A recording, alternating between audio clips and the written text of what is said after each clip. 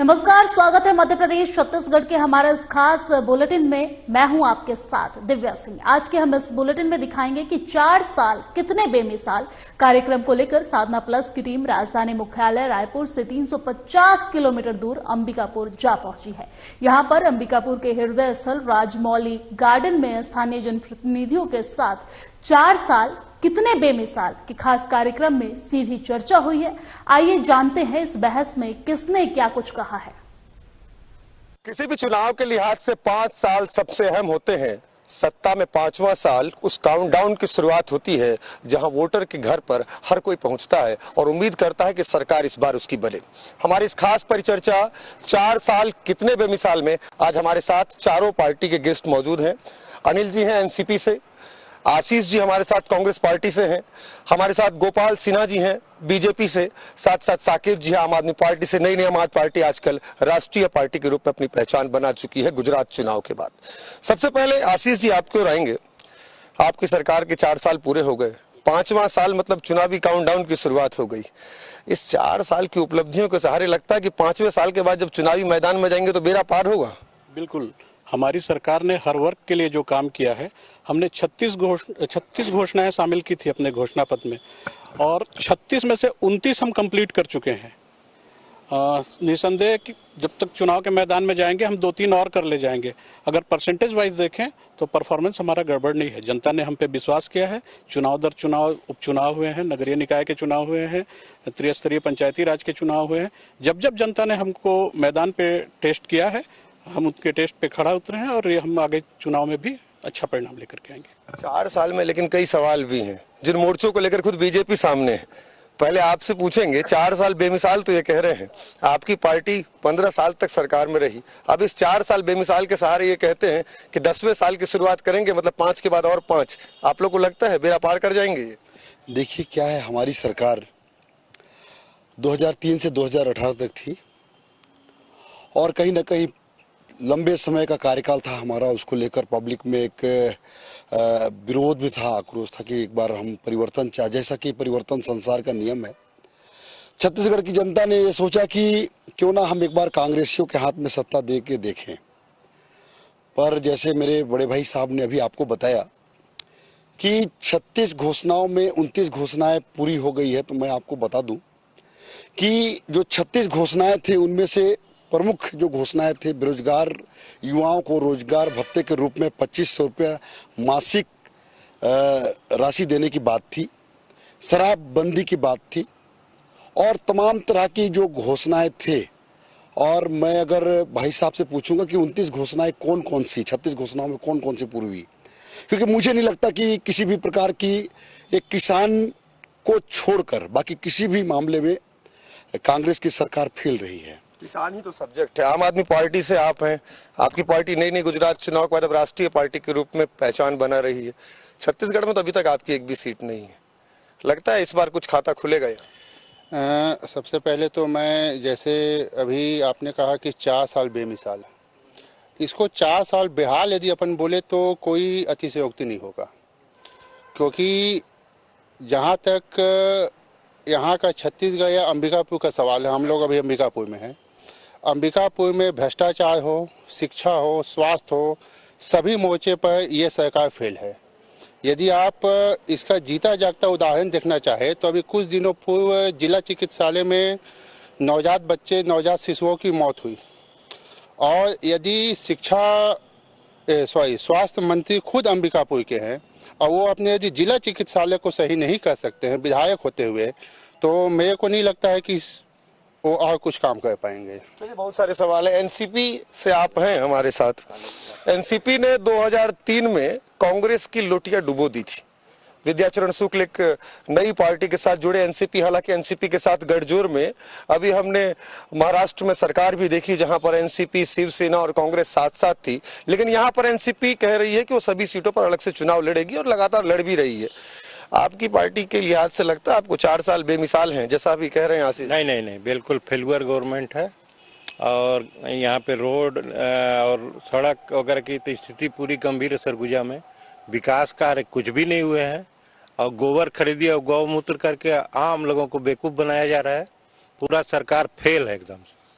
आपकी सरकार तो किसान के नाम से दिखेगी, तो आपकी विपक्षी पार्टी भी कह रही है किसान के मोर्चे पर आप एकदम सक्सेस हैं, लेकिन सवाल जो उठा रहे हैं गोबर, बाकी स्वास्थ्य, लगता है यहाँ पर कुछ बदलाव है। जो सबसे बड़े प्रतिद्वंदी हैं, विरोधी कहना ठीक नहीं होगा, मैं नहीं मानता कि हमारे विरोधी हैं, हमारे जो राजनीतिक प्रतिद्वंदी हैं हमारे किसान समर्थित योजनाओं का विरोध नहीं कर पा रहे हैं।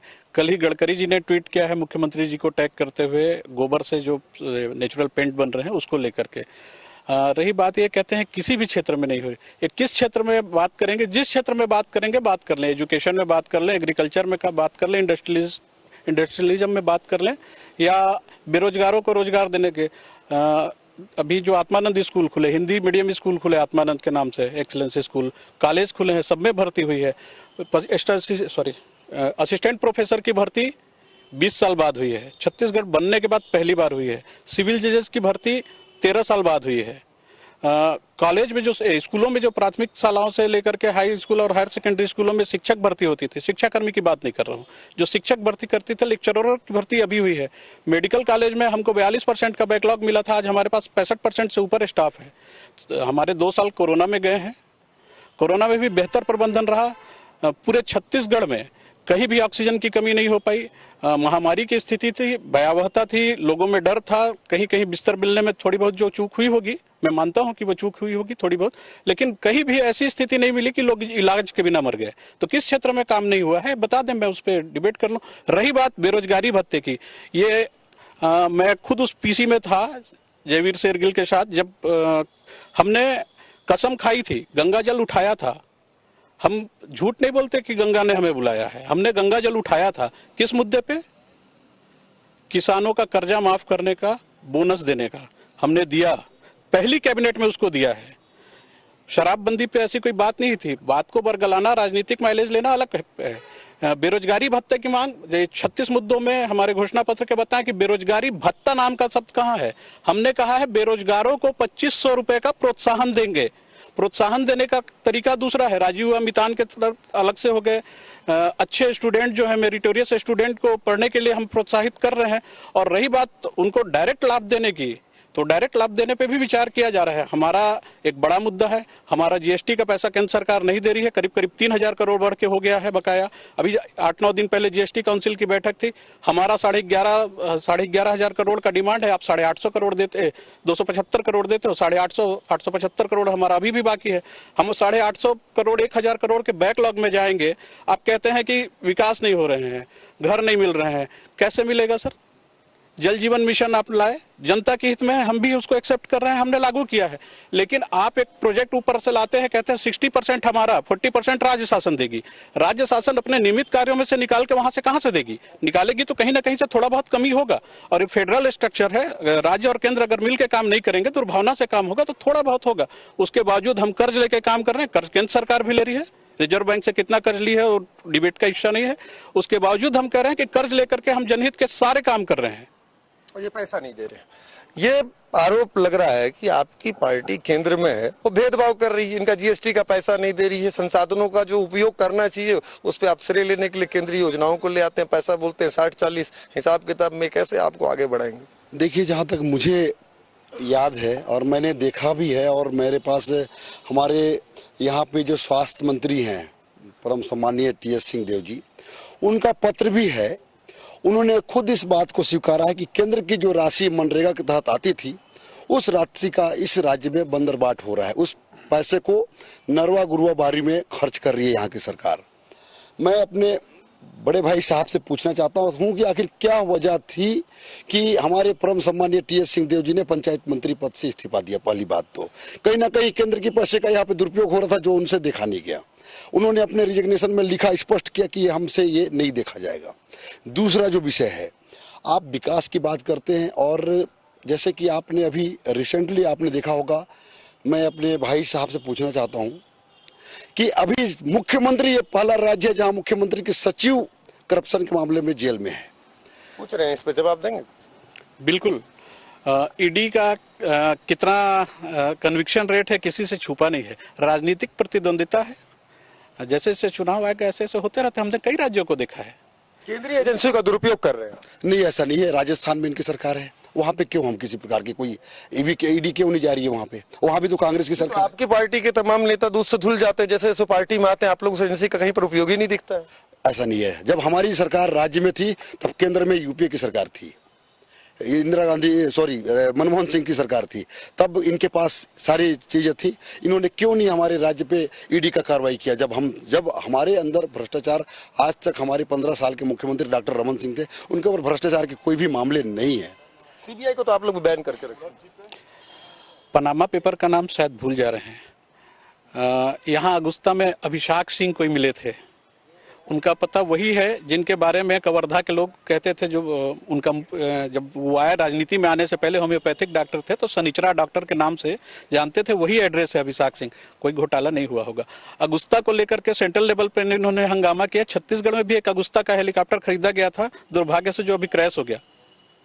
नान पनामा ये सब पुराने कहानियां, ये सब का कहते हैं कि आप लोग इस कहानियों को भूल जाते हैं। देखिए ऐसा नहीं है।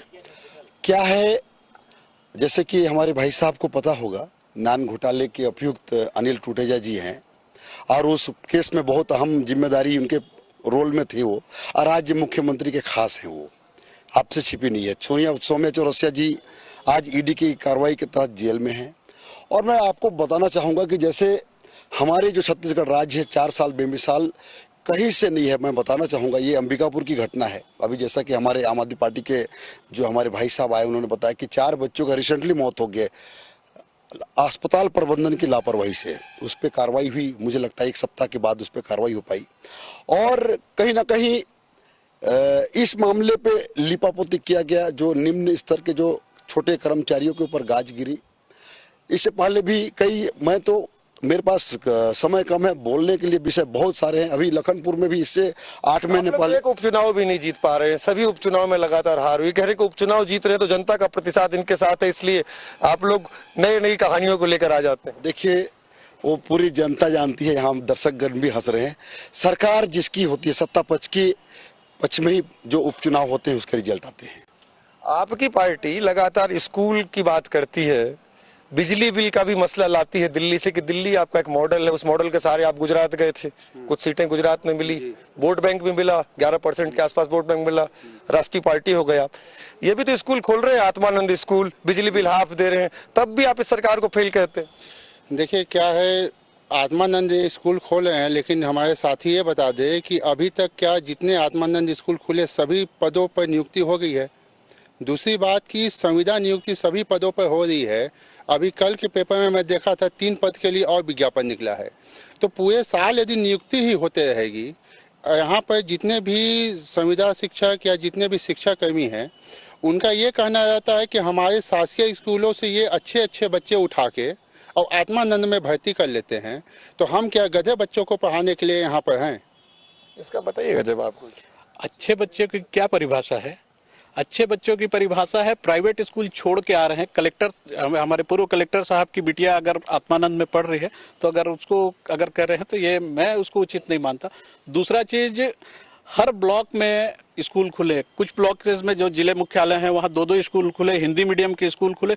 स्कूल खुलने की पहली शर्त ही यही है कि वहाँ स्टाफ हम प्रतिनियुक्ति पे मंगाते हैं, उसके बाद जो पद खाली रह जाते हैं उसको संविदा से भरा जाता है। तो स्टाफ, हाँ, ये प्रोसेस का हिस्सा है। बीच में कोई नौकरी छोड़ के चले जाएगा तो उसके लिए वैकेंसी तो निकलेगी, बांध के किसी को रखा नहीं जा सकता। संविदा की शर्तों में संविदा का शर्त लागू है, उस पीरियड के बाद हम उसके बाध्य नहीं कर सकते हैं। अगर उसको कहीं अच्छे से मिल गई तो वो अच्छी जगह चला जाएगा। तो भर्तियां हो रही है। इनका सवाल ही इस बात का संकेत दे रहा है कि हम लगातार पोस्ट खाली नहीं रख रहे हैं। 2 महीने बाद अगर हमारे एग्जाम होने हैं तो हम आज भी भर्ती कर रहे हैं। हमारी 4 साल की सरकार 2 कोविड को अगर आप कट कर देंगे तो हमारे पास 42 धान खरीदी केंद्र हैं।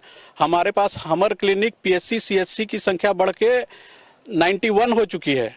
अभी तो अस्पताल वाला मसला उठा रहे थे कि अस्पताल में बच्चों की मौत। बिल्कुल अस्पताल में 4 बच्चों की मौत हुई थी, डॉक्टरों की लापरवाही पे हुई थी। इन्होंने कहा 6 दिन बाद कार्रवाई हुई। क्या वो तुगलकी फरमान है, तुगलकी शासन है कि किसी के ऊपर कोई ब्लेम लगा देगा तो हम उसका गर्दन काट दें, गर्दन उतार दें? विधिवत जांच हुई, कार्रवाई हुई और निरंतर कार्रवाई हो रही है। कहते छोटी मोटी कार्रवाई हुई, एमएस हटा दिए। शिशु रोग विशेषज्ञ जो थे, जो अधीक्षक थे उस विभाग के, उनको हटा दिया, उनको सस्पेंड कर दिया, दूसरा ला दिया। बिलासपुर सिम्स से नया लाए हैं, कल ही एक नियुक्ति हुई है। 3 डॉक्टर सस्पेंड हो गए। लगातार कार्रवाई हो रही है और जहां जहां चूक मिलेगी कार्रवाई होगी। बच्चों की मौत होती है, किसी का भी बच्चा चले जाएगा, उससे हम सबकी संवेदना है, हम इसको कभी भी जस्टिफाई नहीं कर सकते। लेकिन ये भी जान लीजिए कि जिला अस्पताल में जो एमसीएच यूनिट है, एमसीएच यूनिट का एवरेज है कि हर डे 83 डिलीवरी हो रही है। 83। ये तो कह रहे हैं कार्रवाई किए आप लोग, जबरदस्ती का आरोप लगा रहे हैं। देखिए, मैं अपने साथी भाई को बताना चाहता हूं, जहां अब इन्होंने अंबिकापुर हॉस्पिटल की बात खोल दी तो मैं बता दूं, वहां के जो सीएमएचओ है उनका कार्यकाल कब का खत्म हो चुका है। वो हमारे स्वास्थ्य मंत्री जी के कृपा पात्र हैं। वो एक्सटेंशन में चल रहे हैं। उन्होंने संविदा के तौर पे ऐसी क्या मजबूरी है, क्या डॉक्टरों की कमी है, आखिर बताएं मुझे कारण कि क्यों उनको अभी भी संविदा के रूप में कार्य के लिए रखा गया है जबकि उनका कार्यकाल खत्म हो गया है। बोलेंगे उन्होंने राज्य शासन के आवेदन लगाया था, उनका प्रावधान है, विधिवत उनके प्रावधान के तहत उनकी नियुक्ति की गई है। इसमें गलत क्या है? सबको नियुक्ति मिलती है। बहुत सारे लोग जो एक्सटेंशन के लिए जाते हैं, सरकार उनको आगे बढ़ाती है। आपकी सरकार अनुभव का लाभ ही मिलेगा हमको। आपकी सरकार में भी एक पुलिस अधिकारी का नाम लोगों को 7-7 बार एक्सटेंशन दिया था आप लोगों। देखिए, ये जो पुलिस डिपार्टमेंट है, जैसे कि निश्चित रूप से आप लोग भी चाहेंगे कि जो क्राइम का जो स्तर है, जो क्राइम की जो आंकड़े है उसमें कंट्रोल हो, तो ये बिल्कुल अलग। अगर एक अच्छा पुलिस वाला कोई अगर अच्छा काम करता है, अपराधियों को पकड़ने का काम करता है, लगाम कसता है अगर अपराधों में, तो निश्चित रूप से उसको हम चाहते हैं कि लंबे समय तक वो रहे। चलिए, 4 साल पे लोगों से भी राय लेते हैं। लोगों से भी कुछ सवाल है, आप लोगों से भी, आप लोग के अपने अपने सवाल होंगे। मेरा भी एक सवाल। क्या आप लोगों को क्या लगता है, 4 साल बेमिसाल रहे हैं या कुछ सवाल है? बिल्कुल 4 साल बेमिसाल रहे हैं। हमारी सरकार ने बहुत अच्छा काम किया है और हर वर्ग में काम किया है। जैसे हमारे अभी वरिष्ठ एनसीपी के बता रहे थे कि सारा पैसा गाय गोबर गौठान में चला गया, तो गाय गोबर गौठान से लाभ हुआ है। आप गांव में जाकर के देखिए, पूछिए उनसे। कार्यकर्ता है, प्रशंसा करने से पीछे नहीं हटेंगे। तो अब कार्यकर्ता हम तो सवाल आप ही का है, जो हुआ है पिछली अंबिकापुर में काम हुआ है, अंबिकापुर में पिछली सरकार ने काम नहीं किया था। नहीं, ऐसा नहीं है। पिछली सरकार ने काम भी किया था, लेकिन जनता ने जो उसको उम्मीद लगाई थी वो काम नहीं किया 15 सालों से। इसलिए आज ये विपक्ष में बैठे हुए हैं और इतने बुरी तरह से विपक्ष में बैठे हैं कि 72 और कितना का आंकड़ा है तो खुद आप देख रहे हैं। तो आपके विधायक तो कह रहे हैं भविष्य को सोचेंगे। आप लोग को क्या सवाल है? कांग्रेस के प्रतिनिधि से एक सवाल है कि अंबिकापुर नगर निगम के पिछले चुनाव में जो 5 साल पहले हुआ था, उसमें यही माननीय टीएस सिंहदेव उस समय भी विधायक थे अंबिकापुर के, और इनकी कांग्रेस ने घोषणा किया था कि अगर हम जीते तो शहर में जो संपत्ति कर समेकित कर है उसको आधा किया जाएगा, और आज तक इन्होंने वादा नहीं निभाया। पहला चीज, इनके 4 साल बेमिसाल हैं भ्रष्टाचार में, लूट में, अराजकता में। किसी भी जिले में इनके कोई स्थायी कर्मचारी नहीं है। जो माल ज्यादा देता है वो आ जाता है, उससे ऊपर कोई ज्यादा माल देने वाला था तो उसको पला लेते हैं। ये आरोप आपकी पार्टी पर लगातार मैं देखा 4 साल में उठते रहे कि ट्रांसफर पोस्टिंग का जो आरोप लगा रहे हैं, इसको आप लोग कैसे जस्टिफाई करते हैं? उनके आरोप में कितनी सच्चाई है आप अंदाज कर लीजिए कि 2 साल कोरोना में टोटल ट्रांसफर पे बैन लगा था। 2 साल बाद अगर हुए हैं रूटीन के ट्रांसफर की पॉलिसी, जो जानते होंगे वो जानते होंगे कि कुल कर्मचारी की संख्या का 10% ही हो सकता है, उससे ओवर हो नहीं सकता। उसके ऊपर न्यायालय की शरण ले सकते हैं। तो इस बात पे नहीं है दम। हाँ, किसी की कार्यशैली कमजोर लगी, किसी ने कार्य को बाधित करते हुए देखा, तो ये राज्य शासन के पास विशेषाधिकार है कि हम उसको हटाएंगे, कि जो बेहतर व्यक्ति होगा उसको लाएंगे। काम हमको इन्हीं से लेना है। अब ये कहें उसको हटा दो साहब, नौकरी से भगा दो, तो ये संभव नहीं है।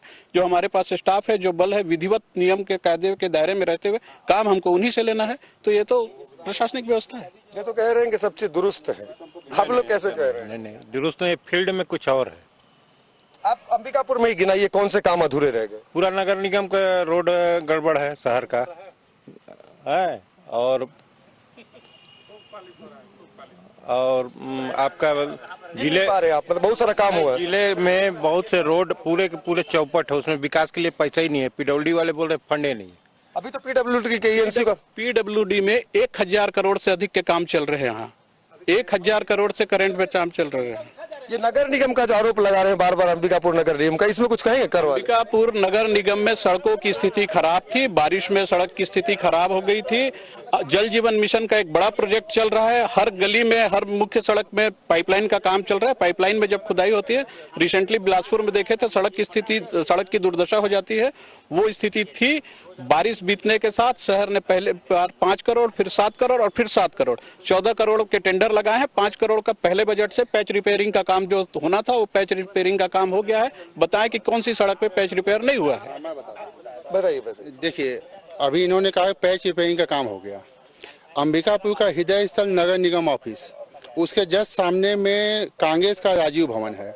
अभी हम लोग सारे लोग चलते हैं और राजीव भवन के सामने का सड़क में आप देखिए कितने गड्ढे हैं।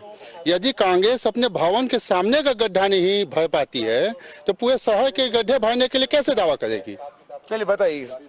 5 करोड़, 7 करोड़, 7 करोड़, 19 करोड़ से पैच रिपेयर होने थे। मैंने बताया 5 करोड़ का काम हो चुका है और हमारा प्राथमिकता जो एकदम नीचे का वर्ग है, आखिरी वर्ग है, जो जनहित के मुद्दे, जो सड़क एकदम खराब बड़ी है, वो है प्राथमिकता से हम कर रहे हैं। राजीव भवन हमारी प्राथमिकता में पब्लिक से बढ़ के नहीं है, हम पहले उनकी समस्या का समाधान कर रहे हैं। अभी हमारे पास 7 और 7 करोड़ के 2 हैं। राजीव भवन में तो फीता काटने को लेकर भी आपके यहाँ विवाद हो गया था। राजीव भवन में फीता काटने को लेकर विवाद हुआ था, वो घर परिवार का कोई इशू था, कुछ मिसअंडरस्टैंडिंग हुई थी, वो क्लियर है। राजीव भवन ये कह रहे पेच कार्य के लिए बहुत सारा पैसा है, पूरा नगर निगम दुरुस्त हो जाएगा कुछ दिनों में। आप लोगों को ऐसे लग रहा है कि नहीं दुरुस्त होगा? देखिए, अब 4 साल तो हो गए। जब 4 साल में नहीं हो पाया तो अब आने वाले 8 महीने के बाद 50 सीधा लग जाएगा। तो कह रहे ना 2 साल कोरोना में चला गया। ऐसा नहीं है, काम तो हो ही रहे थे, काम तो हो ही रहे थे ना भाई, जो रूटीन वर्क थे वो तो हो ही रहे थे। देखिए, निश्चित रूप से मैं आपको बताना चाहूंगा कि कांग्रेस की सरकार, अंबिकापुर विधानसभा में काम तो बिल्कुल नहीं हुआ है कहीं पे। आप देख रहे हैं पूरे गड्ढों का अंबिकापुर गड्ढा, अंबिकापुर बोल सकते हैं आप 5 तो ऐसी चीज बता दीजिए जो अंबिकापुर में नहीं हुआ। 5 चीज मैं उनसे पूछता हूँ। पहला तो सड़क मेरा पहला विषय है। दूसरा है इनके द्वारा जो घोषणाएं किए गए थे, जैसे कि अभी आत्मानंद स्कूल की बात चल रही थी।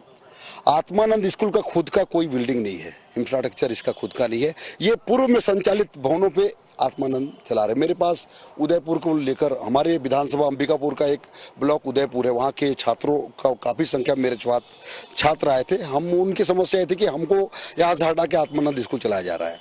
5 चीज गिनाइए ना, डिस्क्राइब मत करिए। 5 चीज में पहला सड़क है, दूसरा है जो अस्पताल के आए दिन जो शिकायतें होती है वो है, तीसरा है MRI। मैं पूछना चाहता हूं मेरे साथी भैया से कि CSR मद से 12 करोड़ रुपए दिए गए आज MRI मशीन की खरीदी के लिए। स्वास्थ्य मंत्री हमारे अंबिकापुर के परम सम्मानित TS सिंहदेव है। मैं पूछना चाहता हूं कि क्यों MRI मशीन की खरीदी नहीं हो पाई अभी तक? 3 हुए। चौथा, ये जो नगर निगम में जितने, जैसे कि हमारे साथी भाइयों ने बताया, नगर निगम के अलावा भी चीजें है ना। आता है नगर निगम भी इस विधानसभा में आता है। और चौथा विकास बताते मुझे किन गांव में कहां पे इन्होंने विकास का कार्य किया है, बताएंगे इस पे क्या? मैं मुद्दे पे आता। पहला सड़क मैंने आपको बता दिया, नगर निगम की सड़क आप जान गए। दूसरा बता रहा हूँ, धौरपुर लुंड्रा जो मेन सड़क है रघुनाथपुर तक, उसका काम चल रहा है, रनिंग है। बिलासपुर रोड NH है, रायगढ़ रोड NH है, फिर से फंडिंग रुक गई है। रायगढ़ रोड बनते 12 साल से भाई साहब बनवा रहे हैं, अभी भी केंद्र में इनकी सरकार है। भाई है तो 12 साल सेंटर में 8-4 हमारे जोड़ लीजिए तो बन रहे हैं। पेमेंट बंद है। दरिमा रोड का कार्य चल रहा है, एयरपोर्ट रोड का काम चल रहा है। अब बताएं कि सड़क के मुद्दे पे बता दिए। बनारस रोड में जो PWD का जितना पार्ट है उस पे काम चल रहा है। बताएं कि सड़क में कौन सा जगह का सड़क ऐसा खराब है जिसको हम छोड़ दिए हैं, काम नहीं हो रहा है। बारिश में काम नहीं हो पाती, बारिश का काम हो रहा है। दूसरा आया अस्पताल का इशू। अस्पताल का सबसे बड़ा था हमर क्लिनिक था। दूसरा चीज आयुष्मान भारत का जो छोटे अस्पताल थे, PHC CHC को डेवलप करने का। उसके बाद छोटे ट्रीटमेंट्स के लिए 12 पैरामीटर्स बनाए हुए हैं। 12 पैरामीटर्स पे डेली चेकअप होता है। एक शायद किसी को शहर में रहने वाले नहीं जान रहे होंगे, आप गांव में चले जाइए, गांव में नियमित शुगर BP जैसे टेस्ट हो रहे हैं। यहाँ कैंसर के ट्रीटमेंट हो रहे हैं। मेडिकल कॉलेज हम जब पाए तो 2 साल 0 ईयर लिए। 1 साल हमारी सरकार के पहले था, मैं ब्लेम नहीं कर रहा हूँ। 1 साल हमारी सरकार में आने के बाद आज की स्थिति में हम रायपुर को देखें, PG की कक्षाएं अकेले रायपुर में संचालित होती हैं। रायपुर मेडिकल कॉलेज 60 साल पहले का है। हमारा 4 साल का मेडिकल कॉलेज में 46 PG की कक्षाएं हैं। शायद जो उस फील्ड आत्मानंद पे जो सवाल उठा रहा मैं मेडिकल के बाद उस पर भी आता हूं। शायद जो मेडिकल फील्ड से जुड़े होंगे, PG के बच्चे जब आपके यहाँ से निकलेंगे 2 साल की पढ़ाई करने के बाद, MBBS करने के बाद, तो 46 स्पेशलिस्ट मिलेंगे हर विभाग के आपको 2 साल के बाद। वो जो दिखेगा 46 स्पेशलिस्ट एक एक साल सेवाएं देने के बाद ही कहीं जाएंगे। हर विभाग के वो सरगुजा में ही सेवा देंगे। यहाँ के संविदा पे ही पूरा सेवा लेंगे? नहीं, वो तो उनके कॉन्ट्रैक्ट में रहता है सर। पब्लिक के पैसे से पढ़ते हैं सरकारी कॉलेजेस में, तो वो बॉन्ड भर के पढ़ते हैं कि हम सेवाएं देंगे। उसके बाद नियमित करेंगे? उसके बाद बिल्कुल नियमित करेंगे। डॉक्टरों की कमी है ही है, डॉक्टरों की कमी आज भी है। हम दूसरे प्रदेशों से बुला रहे हैं करने के लिए। तीसरा, आत्मानंद स्कूल। आत्मानंद स्कूल मनसा को समझिए, स्कूल बंद हो रहे थे पिछले सरकारों में, लगातार संविलियन कर रहे थे, स्कूलों को बंद कर रहे थे। उस स्थिति से हमने पहले स्कूलों को एस्टेब्लिश किया कि बनाया है। उसके बाद आत्मानंद के नाम पे, चूंकि कम्पिटिटिव फील्ड हो गया है, एग्जामिनेशन सारे हो गए हैं, बड़े सेंटर में पढ़ने जाते, इंग्लिश की अनिवार्यता देखते देखते हम लोगों ने एक सेटअप बनाया, गवर्नमेंट का ही है। हम अगर आज बिल्डिंग बनाने चले जाएं तो डीएवी पब्लिक स्कूल खुले थे पिछले सरकार के कार्यकाल में। बिल्डिंग बनते बनते उन्हीं के सरकार में ये योजना शुरू हुई और उन्हीं की सरकार में ये योजना बंद भी हो गई। चलिए, कार्यक्रम में समय कम बचा, आप सभी से एक अंतिम सवाल लेता हूं। इस विधानसभा में आपके हिसाब से आम आदमी पार्टी कैसा परफॉर्मेंस कर पाएगी? क्योंकि ये तो कहते हैं कि 4 साल पूरा बेमिसाल है और 5वां साल वो भी ज्यादा बेमिसाल होगा, तब 5वें साल बाद ये चुनाव में आएंगे। इस विधानसभा में आम आदमी पार्टी अपनी पूरी ताकत के साथ लड़ाई लड़ेगी। दूसरी बात, इस मौजूदा सरकार की जितनी भी नाकामी है, जितने भी उनके माइनस पॉइंट है, उसको हम जनता के बीच में रखेंगे। और मैं तो केवल एक ही बात बोलूंगा, जैसे हमारे केजरीवाल जी एक बात बोलते हैं कि यदि मैंने पिछले 5 साल में यदि कोई काम किया होगा तो आप मेरे को वोट दीजिएगा। और मैं अपने साथी भाइयों से ये कहना चाहता हूँ कि यदि उन्होंने बहुत अच्छे काम किए तो एक बार सार्वजनिक मंच पर यह बोल दे कि यदि मैंने कोई काम किया होगा तो ही मेरे को वोट देना, नहीं तो मत देना। चलिए, सवाल आपसे पूछूंगा मैं, आपको क्या लगता है आपकी पार्टी इस बार परफॉर्मेंस ठीक कर लेगी? देखिए, निश्चित रूप से हमारी पार्टी का अच्छा परफॉर्मेंस रहेगा और हम तो आश्वस्त हैं कि पब्लिक का इस बार आशीर्वाद हमें मिलेगा, क्योंकि ये 3-4 सालों में पब्लिक को भी इस बात का एहसास हो गया कि हमसे भूल हो गई। एक सवाल आपसे भी ले लेते हैं चलते चलते। आपकी पार्टी यहाँ पर जो लड़ रही है, आपको लगता है इस बार परफॉर्मेंस में नोबेल वर्मा जी टाइप का एक सीट से ज्यादा कुछ बढ़ेगा? पुराना सीट नोबेल वर्मा जी टाइप का? सभी सीटों में लड़ेंगे और जीतेंगे भी हम लोग, ऐसा नहीं है। और एक कांग्रेस की विफलता का लाभ हम लोग को मिलेगा, एनसीपी को मिलेगा। चलिए, आपको इतने सारे चीजें 4 साल बेमिसाल पे, ये सब तो कह रहे हैं कि ये परफॉर्मेंस देंगे। आपको लगता है कि वास्तविकता में जो 71 का आंकड़ा आप लोग अभी छुए हैं, वो संख्या बढ़ाएंगे, घटता चला जाएगा?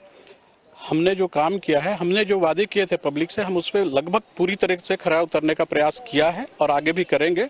और हमको पूरा विश्वास है कि जनता हमारे काम को देख के हमको 1 नहीं बल्कि 2 और 3 मौके और देगी। सभी पार्टियों के अपने अपने मत हैं, अपने अपने तर्क हैं। 4 साल बेमिसाल के इस कार्यक्रम में अंबिकापुर से इतना ही। अगली मुलाकात दूसरे विधानसभा में होगी और वहां पर हम जानेंगे कि वाकई 4 साल बेमिसाल में सरकार ने कितनी उपलब्धियां हासिल की और विपक्ष के अपने अपने क्या दावे हैं। और मेरे साथ इस खास पेशकश में फिलहाल इतना ही। मुझे दीजिए इजाजत, नमस्कार।